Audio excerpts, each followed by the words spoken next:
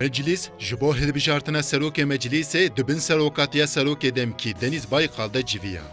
Du tura evvel de namzedê AK Partiye İsmail Kahraman 316, YCP Ayşe Gülsünê 127, yên MHP û HDP Yusuf Halacoğlu û dengên Mir Mehmet Fırat 41 deng wergirtin.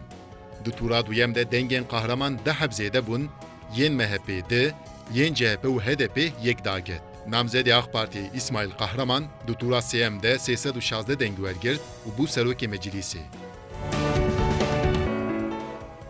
Geçen birleşimde and içmemiş olan sayın milletvekillerinin Meclis, îro ji be hilbijartina serokatiyê civiya. Lêbelê carekê din krîza son xwarinê bû rojev. Leyla Zanaya parlamentera HDP beşdarî dijinê nebû û carekê din swand nexwar. Di rojeva CHPyiyan de jî kongre hebû.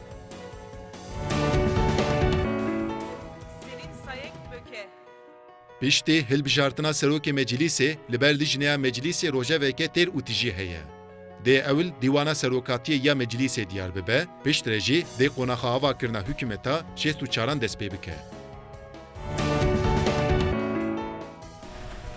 Ankara li ser Tirkmenên Bayîrbuçaqê dipeyive. Serokwezîr Ahmet Davutoğlu birayedarên hêzên ewlehiyê ve civiya. Mijar Sûrî bû.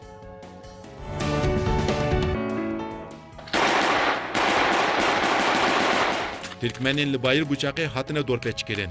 Li Sûrî herêmên ku bi piranî Tirkmen lê dijîn, bi piştgiriya balafirên şer ên Rûsan, ji alê hêzên rejîm ve tên bombekirin. Li emberî sînorê Tirkiye, di wê herêma stratejîk de şer deam dike.